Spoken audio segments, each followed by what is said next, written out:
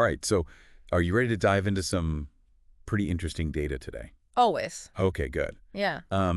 You sent over a ton of articles about this trend that's been, popping up after the election. Yeah. Americans thinking about moving abroad, after Trump's win, Yeah, and it's not just talk this time. I right? mean, the numbers are pretty wild. You're telling me we've got CNBC chiming in, we've got Reuters, we've even got the Jerusalem Post weighing in on this. Oh, Plus, wait. plus we've got that David Pakman show segment Oh, to look at. So I okay. think each one's got kind of a different angle, Right. which is going to make this deep dive really interesting. Yeah, definitely like piecing together a puzzle, Totally. trying to understand this thing from all sides. Exactly. Yeah. So what we're aiming for today, what are we trying to figure out today? We're trying to figure out, why this is happening. Yeah.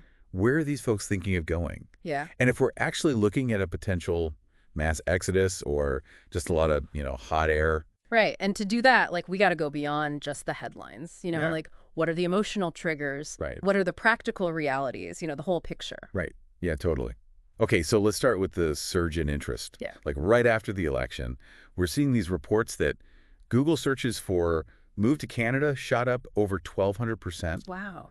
Move to New Zealand, Yeah. almost 2,000%. Move to Australia, over 800. Yeah. Are people just like messing with Google, or is this like the real deal? Well, it's not just Google searches. Immigration New Zealand saw this massive spike in traffic to their website Oh, really? from the U.S. the day after the election, like 25,000 new users Wow. compared to like 1,500 the year before. Those numbers are insane. Yeah. But didn't we see something similar after Trump won in 2016? Yeah. Yeah. There was definitely a spike then, too. Okay. The question is it different this time? Right. Is the spike bigger? Is it more sustained? Right. Are we just seeing, 2016 2.0? Right. And is it all about Trump, Yeah. really? The articles seem to suggest it's a bit more complicated than that. Yeah, it's definitely more nuanced than that Trump is a catalyst for sure. Okay. But there's these deeper anxieties kind of bubbling under the surface. Right. These articles point to this growing fear about the future of American democracy. Right. Like the political divide is just getting wider and wider. Remember that poll Yeah. that showed like almost 3/4 of U.S. voters believe democracy is under threat? Yeah, you're right. I mean, that's heavy stuff. That is heavy stuff. So where are people thinking of going then? Canada seems to be the top contender. Yeah. But why?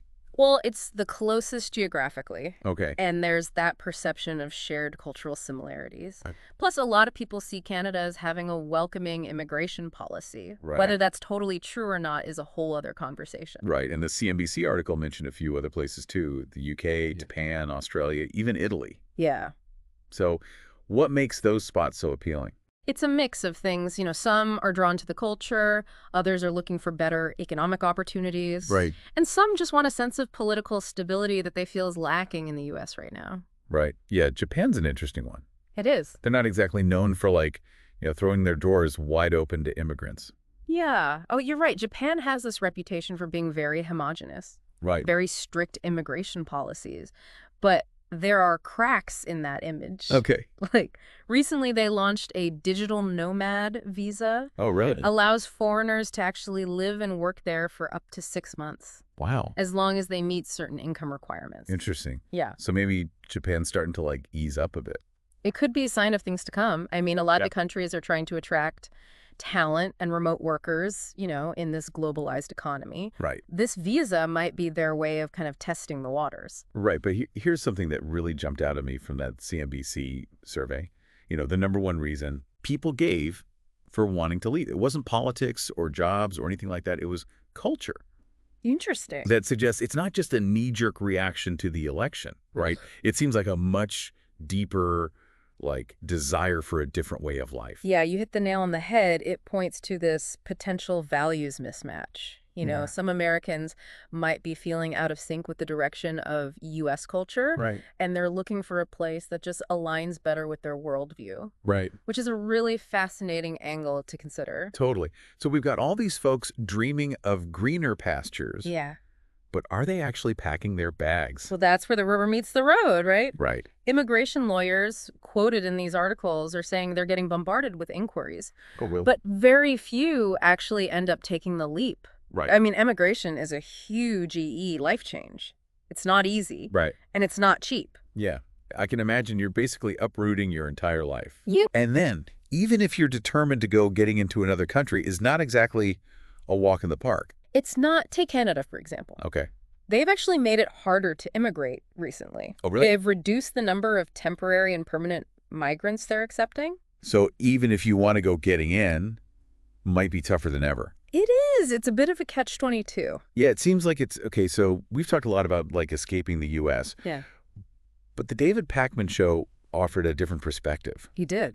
didn't he? Yeah. Instead of like, trying to move abroad, people who are unhappy with the direction of the country, maybe they should consider moving to a blue state Right. within the U.S. Right. It avoids all that hassle with visas and like uprooting your life. Yeah.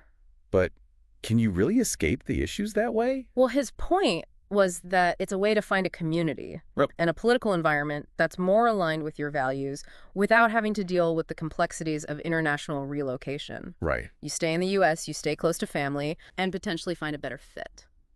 And he mentioned some blue states, Massachusetts, Connecticut were two examples, Yeah. that actually have Human Development Index scores, HDI scores, on par with top-ranked countries That's a great point. around the world. Yeah. And for those who don't know, the HDI measures things like life expectancy, Right. education, and income. So these blue states, Yeah. according to the HDI, are offering a quality of life comparable to some of the most desirable countries in the world. It's pretty impressive. That is impressive, but wouldn't that just create more division within the U.S.? Potentially. Like if everybody who disagrees with the current direction just moves to a blue state, Yeah. wouldn't that make the political divide even worse? That's a valid concern, and one we should definitely explore further. Right. Does this internal migration actually solve anything, or does it just kind of shift the problem around? Right. And wouldn't it also be a loss for those blue states? Yeah, I mean, diversity of thought is important for a healthy democracy. absolutely. We need to look at the potential consequences Yeah. for both individuals and for the nation as a whole. Totally. This blue state option raises a lot of questions about the future of American political and social dynamics. Yeah. Okay. So we've got folks daydreaming about Canada, others eyeing Europe, or maybe even Japan, Right? and some considering a move within the U.S. Right. So many possibilities. Many options. But here's the million-dollar question. Yeah. What does it all mean? Right. It's clear that a lot of Americans are unhappy with the direction of the country. Right. They're looking for alternatives, but whether this actually translates into a mass exodus, Right. or whether people find other ways to kind of cope with their discontent is the big question. And I think there's another layer to this, too. What about the people who want to leave, Yeah. but for whatever reason can't? Right. Maybe they can't afford it. Maybe they have family obligations. Maybe they're just not ready for such a drastic change. Yeah. What happens to them? Right. Do they become a force for change from within? Do they try to make things better here at home? Right. Or does their frustration just build and build? It's almost like a pressure cooker, isn't it? Yeah, it's And how that pressure is released, or if it continues to build, could have a big impact huge impact. on the future of, American politics and society. Exactly. And it's not just about individual choices. It's about the collective mood, Right. the national psyche. Right. Is this a sign of a nation in crisis? Right. Or is it a sign of a nation in transition, Right. trying to find its footing in a rapidly changing world? That's a really good question. I guess only time will tell. Only time will tell, but by exploring these different angles, Right. by understanding the motivations and the realities, we can start to make sense of this complex phenomenon. Right. And maybe even glean some insights into what the future holds. Okay, so we've established that this surge in interest is real, Yeah. and it's fueled by a mix of factors. Mix of things. But one thing that keeps popping up in my mind is like, how does this post-election wave compare to what we saw in 2016? Yeah. Is there anything that suggests this time is truly different? Yeah. Or are we just seeing a similar emotional reaction kind of playing out again? Right. Well, it's still early to say for sure, Like- but there are a few things that stand out this time around. Okay, like what? Well, first, those Google search numbers we talked about, Yeah. pretty dramatic. Right. The sheer scale of the initial spike in interest Right. seems bigger than what we saw in 2016. Yeah, I can't get over those numbers. Yeah. It definitely feels like more than just a few people blowing off steam. Yeah. And the other thing that feels different is the context. Okay. The 2024 election happened against this backdrop of heightened anxieties Okay. that weren't as prominent in 2016. There's this feeling that the stakes are higher, Right. the divisions are deeper, the future is more uncertain than ever. So it's not just disappointment with the election results, it's like a deeper unease about the direction of the country as a whole. Exactly. People are worried about democracy, about political violence, about the very fabric of American society. Wow. For some, it might feel like the foundation is cracking, and that Right. kind of fear can be a powerful motivator. That makes sense. If you genuinely feel like your country's headed in a dangerous direction, it's only natural to start looking for an escape route. It is, and for some, that escape route might be emigration. Right. But for others, it might be finding a way to make things better here at home. Okay, so we've talked about the why, Yeah, but what about the where? right. We know Canada's kind of the front runner, Yeah. but let's dig into some of those other destinations. Right. The UK, Japan, Australia, Italy. What's the allure? Yeah. What are people seeking in these specific places? All right, let's break it down. The UK is an obvious choice for many Americans, Right. strong historical and cultural ties, the language barrier is relatively low, Right. and it's seen as a fairly stable democracy, Okay. which might be appealing in these uncertain times. Okay, that tracks. But what about Japan?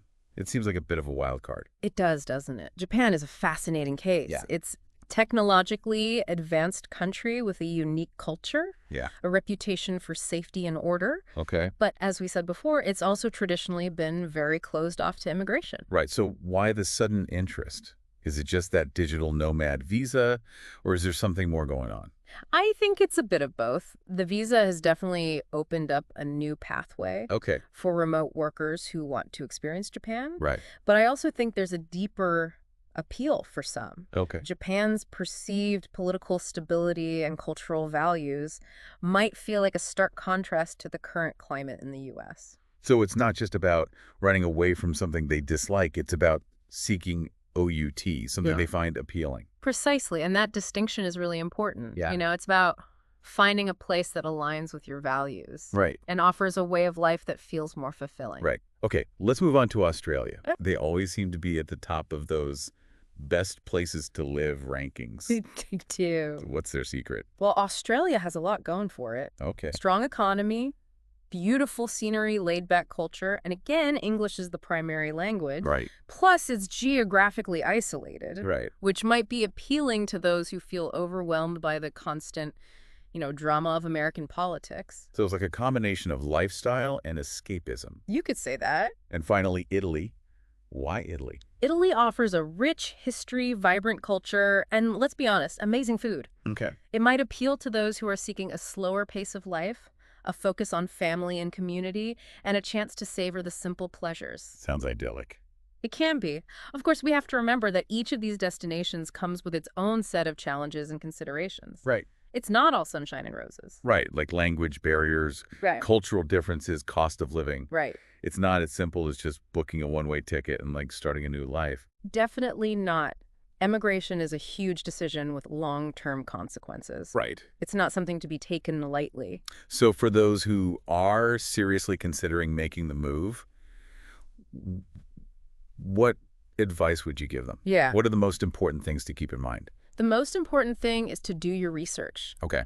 Don't just go based on what you see on Instagram Right. or hear from friends. Thoroughly understand the visa requirements, the job market, the cost of living, the healthcare system, and the cultural norms of your chosen destination. Right.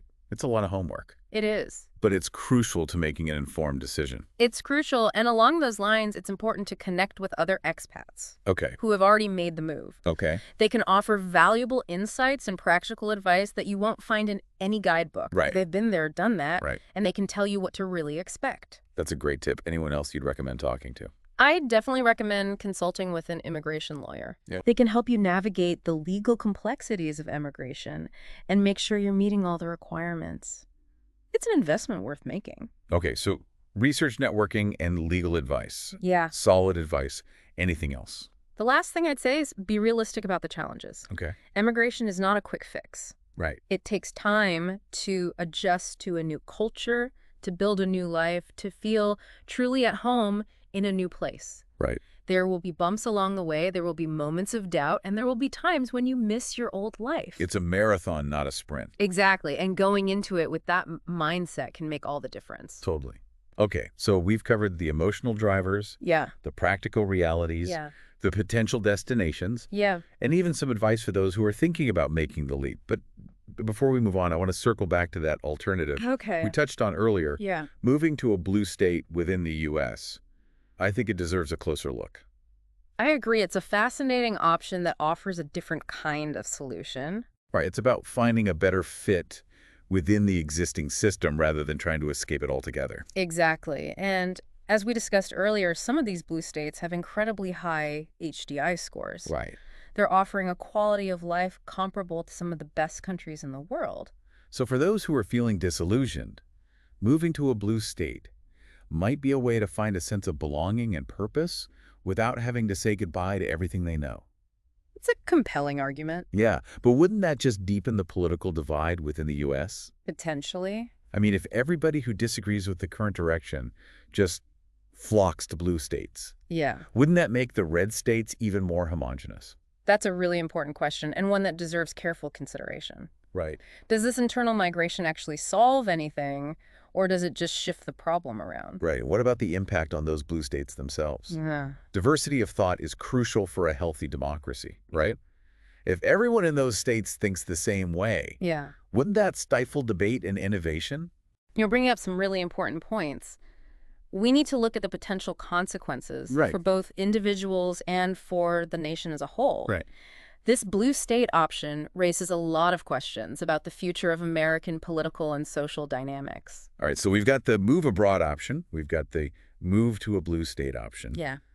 But there's another group we need to consider.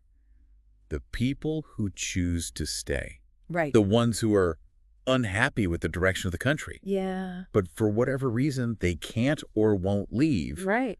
What happens to them? Yeah, that's a really intriguing question. What role do they play in shaping the future of the country? Right. Do they become a force for change from within? Exactly what impact will they have on American society and politics in the years to come?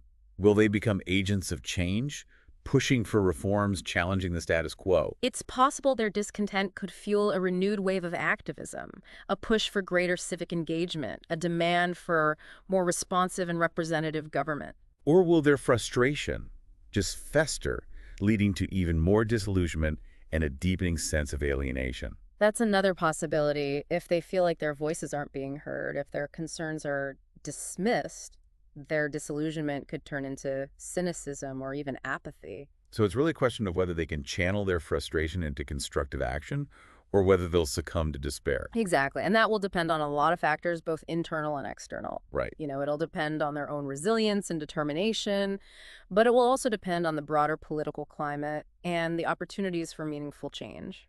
So for this group, the future is really uncertain.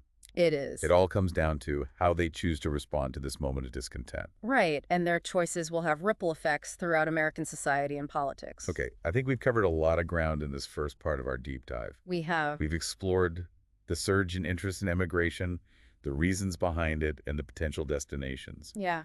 We've also looked at the alternative of moving to a blue state within the U.S. Right. And we've started to think about the role of those who choose to stay. Absolutely. But before we wrap up this part, there's one more thought I want to introduce. Okay, go ahead. I'm listening. We've talked a lot about individual choices, personal journeys, Right. the practicalities of relocation. But what about the bigger picture? Yeah. What does this surge in interest in emigration tell us about the state of American society as a whole? Now you're getting to the heart of the matter. Right. Is this a symptom of a deeper malaise? A sign that something is fundamentally broken? Exactly. Is this a sign of a nation in crisis, fractured and disillusioned, desperately searching for a fresh start? It's certainly a sign of deep discontent, a sense that something isn't right, a yearning for something better. Or is it a sign of a nation in transition grappling with change, Yeah. struggling to find its footing in a rapidly changing world? Is it a painful but necessary process of growth and evolution? That's another way to look at it. Perhaps this period of upheaval is a precursor to a period of renewal, a chance to reevaluate our values, our priorities, and our vision for the future. So is this the beginning of the end or the end of the beginning? That's a question for the ages, isn't it? It is. And one that we'll continue to explore in the next part of our deep dive. All right, that's it for part one of our deep dive into this fascinating topic. We've laid the groundwork, and in part two, we'll continue to unpack the complexities and delve deeper into the potential consequences of this post-election surge in interest in immigration.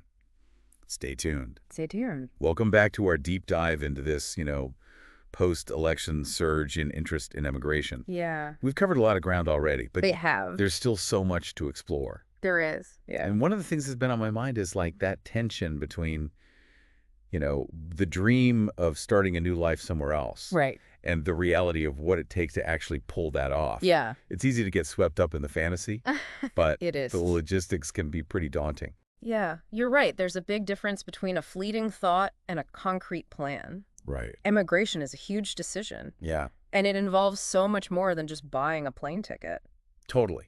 I mean, even if you're ready to uproot your entire life, Yeah, there's no guarantee you'll even be welcomed into another country. right. Immigration policies are complex and constantly changing. Exactly. And let's not forget the emotional toll. Right. Leaving behind your home country, your support network, everything familiar. Right. That can be incredibly difficult. It's like hitting the reset button on your entire life. It It is. takes a lot of courage and resilience to make that kind of leap. It does. And that's why it's so important to weigh the pros and cons carefully, Right. to really think through the implications for yourself, your family, your career. Right. It's not just about escaping what you dislike. It's Yeah. about finding a place that truly aligns with your values and aspirations.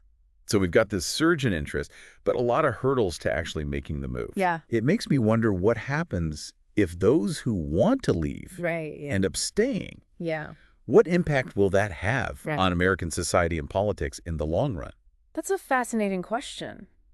Will their discontent manifest in other ways? Right. Will they become more politically active, pushing for change from within? Right. Or will their frustration and disillusionment just continue to grow, potentially leading to even more division and unrest? It's like a pressure cooker, right? Yeah. And we don't know whether that pressure will be released in a healthy way Yeah. or whether it'll, explode. Exactly. And that's why it's so crucial to understand the dynamics at play, both on the individual level and on the societal level. Right. How people choose to channel their discontent will have a huge impact on the future of American democracy.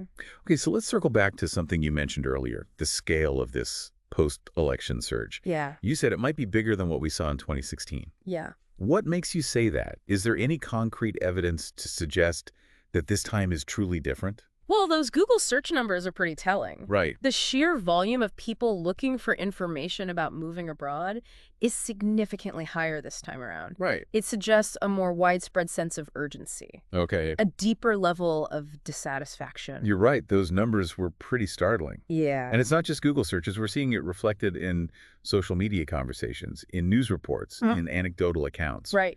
There's a palpable sense of anxiety and unease that seems to permeate everything. Exactly. And the other thing that feels different is the underlying context. Okay. The 2024 election took place against a backdrop of unprecedented challenges.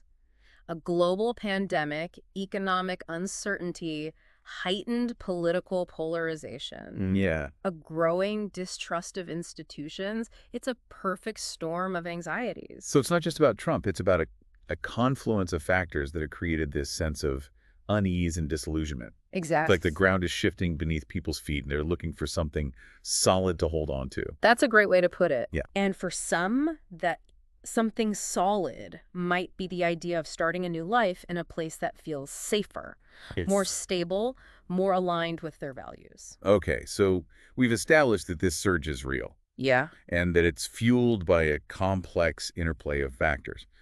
But let's get back to the where. Okay. We know Canada is the perennial favorite. Oh. But what about those other destinations? The UK, Japan, Or- Australia, Italy. Yeah. What's attracting people to these specific places? All right, let's break it down. The UK has always held a certain appeal for Americans. Okay. It's familiar yet different with a shared language and cultural heritage, Right. but a distinct European vibe. Okay. It offers a sense of history and tradition that some might find comforting in these uncertain times. And it's relatively easy to get to It is. compared to some of the other destinations. Exactly. And that accessibility is definitely a factor. Yeah. Plus, it's seen as a relatively stable democracy with a strong economy and a robust social safety net. Okay, that makes sense. But what about Japan? It seems like a more unconventional choice. It does. Drawing people there. Japan is a fascinating case because it represents a stark contrast to the U.S. in many ways. Okay. It's a highly ordered society with a strong emphasis on collectivism, harmony, and respect for authority. Okay. And it has a reputation for safety, cleanliness, and efficiency. So for those who are feeling overwhelmed by the chaos and division in the U.S., Yeah. Japan might feel like a haven of tranquility and stability. Exactly. It's a place where the rules are clear, the expectations are high, and the pace of life is more measured. Right. And of course, there's the allure of Japanese culture, the food, the art, the technology. Yeah. It's a very unique and appealing destination. Plus they've got that new digital nomad visa, Right. which makes it easier for remote workers to relocate. Exactly. That's definitely opening up new possibilities for people who want to experience Japan without having to commit to a permanent move. Okay, let's move on to Australia. Okay. They always seem to top those best places to live lists. They did. What makes them so special? Australia has a lot to offer. Hmm. A strong economy, a beautiful natural environment, a laid-back culture, Okay. and a high standard of living. And again, the language barrier is relatively low for English speakers. And they're geographically isolated, Right. which might be appealing to those who are seeking a sense of distance It might. from the political turmoil in the U.S. That's a good point. Australia feels like a world away from the drama and division that's consuming America right now. Right. It's a place to escape the noise and reconnect with nature with a more relaxed pace of life. And finally, Italy. What's the appeal of La Dolce Vita? Italy is a country that celebrates the art of living. Okay. It's a place to savor good food, good wine, good company, and good conversation. Okay. It's about slowing down, appreciating the simple pleasures, and connecting with family and community. It sounds like a recipe for happiness. It can be. Of course, Italy has its own set of challenges, just like any other country. Right. But for those who are seeking a more soulful, less materialistic way of life, Right. it can be a very appealing destination. All right, so we've explored the potential allure of these different destinations. Yeah. But let's be realistic. Emigration is not a walk in the park. It's not. It's a major life decision with significant hurdles It is. and potential downsides. Absolutely. And that's why it's so important to approach it with a clear head and a realistic understanding of what's involved. So let's talk about those hurdles. Yep. What are some of the most common challenges that people face when trying to emigrate? Well, first and foremost, there's the legal aspect in which every country has its own set of immigration laws and regulations, Okay. and navigating those can be incredibly complex and time-consuming. It's not as simple as just showing up and saying, I want to live here now. Definitely not. You typically need a visa, Right. which can be difficult to obtain depending on your skills, your profession, your financial resources, and your family situation. And even if you manage to get a visa, there are all sorts of other practical considerations. There are. Finding housing, getting a job, learning the language, navigating the healthcare system, figuring out the cultural norms. Yeah. It's a lot to handle. It is, and it can be especially challenging if you're moving with a family. Right. You have to think about schools, childcare, and the impact on your partner's career. And let's not forget the emotional toll. Right. Leaving behind your friends, your family, your entire support network. Yeah, That can be incredibly difficult. absolutely.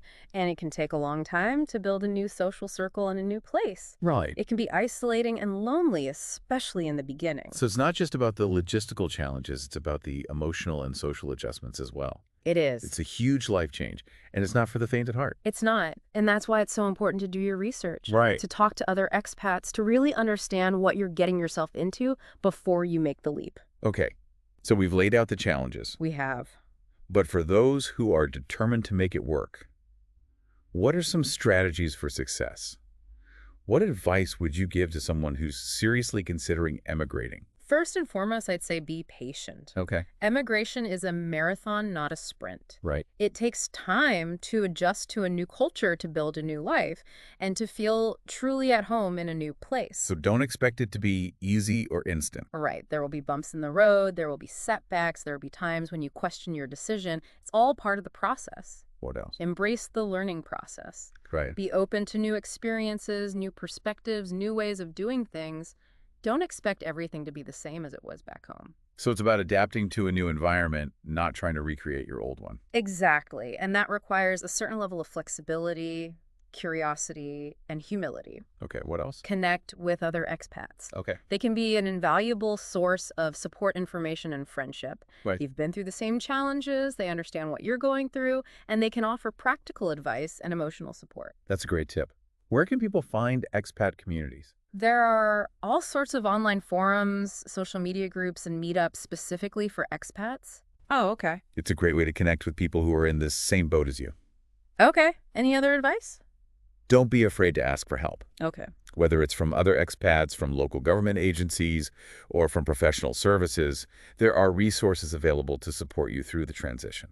So do your research, be patient, embrace the learning process, connect with others, and don't be afraid to ask for help. Yeah. Solid advice. Absolutely. Emigration can be an incredibly rewarding experience, Yeah. but it's important to go into it with a realistic understanding of the challenges and a willingness to put in the effort. Okay, so we've covered the move abroad option pretty thoroughly, Yeah. but let's circle back to that alternative we discussed earlier. Yeah. Moving to a blue state within the U.S. Okay. It's a less drastic option, It is. but it still raises a lot of questions. It does. And I think it's a really interesting thought experiment. Does moving to a blue state actually solve anything? Or does it just shift the problem around? Right. And what about the impact on those blue states themselves? Will they be able to absorb an influx of new residents without straining their resources or changing their character? Those are great questions. And to answer them, we need to take a closer look at the potential benefits and drawbacks of this blue state option, both for individuals and for the nation as a whole. Right, let's dive into that. What are some of the potential upsides of moving to a blue state for someone who's feeling disillusioned with the direction of the country? Well, the most obvious benefit is that you're surrounded by people who share your values and priorities. Okay. You're living in a community where your political beliefs are the norm, not the exception. So it's a sense of belonging, Yeah, of being part of a like-minded community. exactly. And that can be incredibly comforting, especially if you're feeling alienated or marginalized in your current environment. And what about the political impact? Does moving to a blue state give you more of a voice, more of a chance to make a difference? It potentially could. Blue states tend to have more progressive policies and more active grassroots organizations. So if you're someone who wants to be involved in politics, Right. you might find more opportunities to make your voice heard in a blue state. Okay, that makes sense. What about the quality of life? We talked earlier about those high HDI scores Right. in some blue states. Yeah. What does that mean in practical terms? It means that those states tend to have better access to healthcare education and social services. Okay. They also tend to have stronger environmental protections and a higher minimum wage. Okay. So in terms of overall well-being, you might find that a blue state offers a better quality of life. So it's not just about feeling politically aligned. It's about living in a place that prioritizes your well-being. Exactly. And for many people, that's a major factor in their decision-making. Okay, so we've talked about the potential benefits. Yeah. But what about the downsides? What are some of the potential drawbacks of moving to a blue state? Well, one potential downside is the cost of living. Okay. Blue states tend to have higher housing costs, higher taxes, and a higher overall cost of living. So you might find that your money doesn't go as far in a blue state. That's a valid concern, especially if you're coming from a more affordable part of the country. Right, and even if you can afford the cost of living, there's also the question of cultural fit. Okay. Blue states tend to have a more liberal, more diverse, more urban culture. Right. If you're coming from a more conservative, more homogenous, more rural environment, Right. you might find it difficult to adjust. So it's not just about finding a place where you agree with the politics. It's about finding a place where you feel comfortable and at home. Exactly, and that's a very personal decision. Right. What feels like a vibrant and exciting community to one person might feel overwhelming and alienating to another. Okay, so let's shift gears a bit and talk about the potential impact of this blue state migration on the country as a whole. Okay. Some people argue that it would just exacerbate the political divide, Right. creating even more homogeneous red and blue enclaves. That's a valid concern. If everyone who disagrees with the prevailing political climate in their state simply moves to a state that aligns with their views, Right. we risk creating an even more polarized and fragmented society. And wouldn't it also lead to a loss of diversity of thought within those blue states themselves? If everyone thinks the same way, wouldn't that stifle debate and innovation? That's a good point. We need different perspectives, different ideas, different experiences to challenge our assumptions and push us forward as a society. Right. If everyone in a state is singing from the same hymn sheet, it can lead to complacency and stagnation. So it's a complex issue with potential downsides as well as potential upsides. Absolutely. And it's important to approach it with nuance and a recognition of the trade-offs involved. There are no easy answers here. Okay, so we've explored the move abroad option and the move to a blue state option. Right. But now I want to bring it back to that third group, the people who choose to stay, Yeah. even though they're unhappy with the direction of the country. What motivates them to stay? And what role do they play in shaping the future? That's a really interesting question, and one that we often overlook in these discussions about emigration. Right. The people who stay might be just as important, if Right. not more so than the people who leave. Why is that? Because they're the ones who are committed to working within the system, Okay. to fighting for change from within, to making their voices heard despite the challenges. They're the ones who believe that it's still possible to make a difference, even if it's difficult or frustrating. So they're the ones who are rolling up their sleeves and trying to fix the problems rather than running away from them. Exactly. And their commitment and their efforts are essential to the health of American democracy. Okay, but what about the people who stay not out of a sense of hope or commitment, but out of a sense of obligation or resignation? Yeah. Maybe they can't afford to move, or maybe they feel like they have to stay to take care of family members. Yeah. What happens to them? That's a really important point. Not everyone who stays is doing so out of choice. Mm. And for those who feel trapped or stuck, it can be a very difficult and disheartening experience. So their discontent might fester, potentially leading to apathy or even resentment. It's possible, and that's why it's so important to create opportunities for people to engage in meaningful ways. Right. To feel like their voices are being heard, to feel like they have a stake in the future of their communities and their country. Okay, so we've got this diverse group of people who are staying. Yeah. The hopeful activists, the resigned pragmatists, Yeah. the obligated caregivers, and everyone in between. Right. What impact will they have on American society and politics in the years to come? That's a question that only time will tell. But I think their choices and their actions will be crucial in determining whether America can heal its divisions, restore its faith in democracy, and chart a new course for the future. So the story is far from over. It's not. And the people who stay might just be the most important characters in the next chapter. Absolutely. And their stories are worth listening to, their experiences are worth understanding, and their voices are worth amplifying. All right, we've covered a lot of ground in this second part of our deep dive. We have. We've explored the practical challenges of emigration, the potential benefits and drawbacks of moving to a blue state, and the motivations and potential impact of those who choose to stay in the U.S. Right. But we're not done yet. In part 3, we'll shift our focus to the bigger picture, to the broader societal and political implications of this post-election surge in interest in emigration. Stay tuned. Stay tuned. Okay, welcome back. You know, we've talked about the individual choices, the emotional, tug of war, the very real hurdles of moving abroad or even to another state. Right.